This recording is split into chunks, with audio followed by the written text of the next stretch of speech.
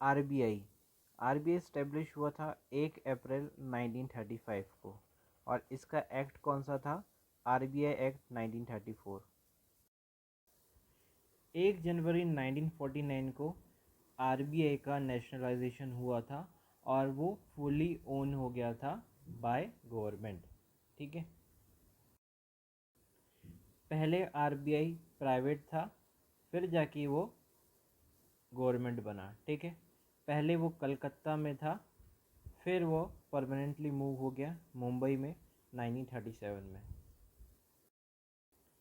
RBI के अंदर 21 board of directors होते हैं। ठीक है। कैसे होते हैं? दो में बांटे जाते हैं। एक तो ऑफिशियल्स होते हैं जो 5 होते हैं। ठीक है। उसमें एक गवर्नर होता है और 4 डिप्यूटी गवर्नर होते हैं। और दूसरे होते हैं नॉन ऑफिशियल्स। ठीक है। 10 अपॉइंट करते हैं गवर्नमेंट ऑफ इंडिया, 2 अपॉइंट करती है फाइनेंस मिनिस्ट्री और 4 होते हैं लोकल बोर्ड। ठीक है। नॉन ऑफिशियल्स हो गए 16, इधर ऑफिशियल्स हो गए 5। 16 5 21, टोटल 21 होते हैं। ठीक है। गवर्नमेंट अपॉइंट करती है 10 लोगों को और लोगों का सिलेक्शन हर 4 साल में होता है।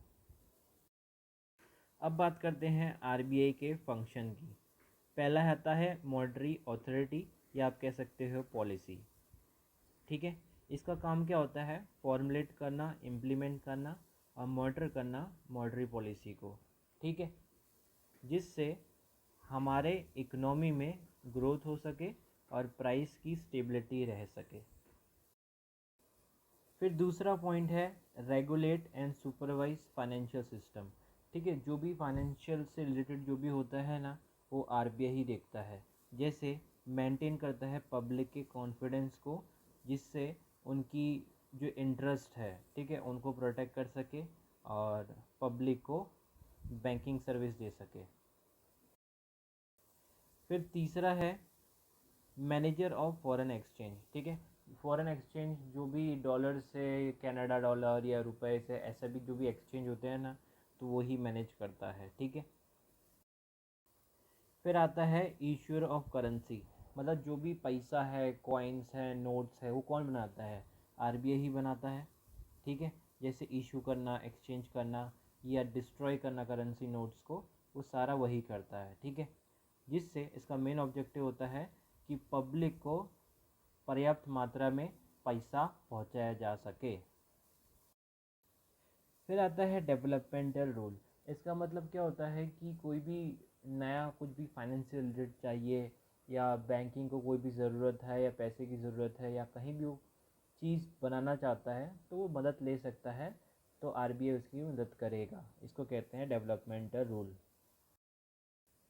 फिर आता है regulator and supervisor of payment and settlement system. मतलब कि ये आपको सेफ्टी प्रोवाइड करता है, प्रोटेक्शन प्रोवाइड करता है। जैसे यूपीआई हो गया, क्रेडिट कार्ड, डेबिट कार्ड, उसमें आपको कोई फ्रॉड ना हो, तो वो सारी चीज़ें सुपरवाइज करता है आरबीआई। फिर आता है रिलेटेड फंक्शंस। पहला है बैंकर टू द गवर्नमेंट। मतलब कि अगर सरकार को, सेंट्रल को या स्टेट गवर्नमेंट को ज़रूरत पड़ी पैसे की, तो आरबीआई एक बैंक की तरह काम करेगा और उनको पैसा देगा, उनको लोन देगा, सारी चीज़ें प्रोवाइड करेगा। फिर दूसरा है बैंकर टू बैंक। इसका मतलब कि जो भी सारे सरकारी बैंक है, मतलब जो भी सारे शेड्यूल्ड बैंक है, उनके सारे अकाउंट्स को मेंटेन रखेगा कि अगर उसने घपला किया तो उस पर वो इंटरेस्ट चार्ज करेगा या उस पर फ़ाइन लगाएगा। वो सारी चीज़ें अकाउंट को मेंटेन करके रखेगा, जिससे सही चले सारे सरकारी बैंक।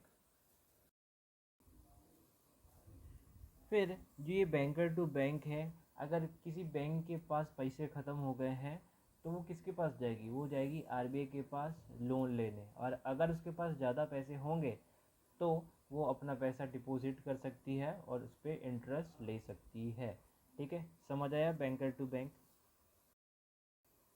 फिर तीसरा है हमारा LOLR, मतलब lender of last resort. Last resort का मतलब अगर बैंक पूरी तरह से ख़त्म हो गया है, उसके पास एक पैसा नहीं है और वो अपनी पब्लिक को संभाल नहीं पा रहा, तो वो आरबीआई के पास जाएगा और उधर से वो लोन ले सकता है। तो लास्ट में उसकी मदद कौन करेगा? आरबीआई मदद करेगा, इसलिए कहा गया है lender of last resort. Reserve bank innovation hub inaugurate हुआ था 2022 में और उसका इनिशियल कैपिटल कितना था? 100 करोड़। Option C. DICGC का फुल फॉर्म याद रखना, deposit insurance and credit guarantee corporation, ठीक है, जो आरबीआई का एक सब्सिडायरी है। स्टेब्लिश कब हुआ था? ऑप्शन डी 1978 में। इसमें कह रहा है कि जो DICGC है वो मैक्सिमम कितना कवर करके देगा? Option E 5 lakh. ये हमारा नेक्स्ट क्वेश्चन है। आरबीआई मेंटेन करता है प्रिंसिपल अकाउंट यूनियन का और स्टेट गवर्नमेंट का भी, उसका सेंट्रल अकाउंट सेक्शन कहाँ पर है? ऑप्शन सी नागपुर में। ये हमारा क्वेश्चन है कि इन्फ्लेशन से रिलेटेड कौन सा स्टेटमेंट सही है? पहला, दूसरा, तीसरा, तीनों सही है। Option D. ये हमारा क्वेश्चन है, कितनी ब्रांचेस है आरबीआई की इंडिया के अंदर? Option B 33। ये हमारा क्वेश्चन है कि प्रेजेंट में कितनी ओन सब्सिडरी है आरबीआई के पास? Option D 5।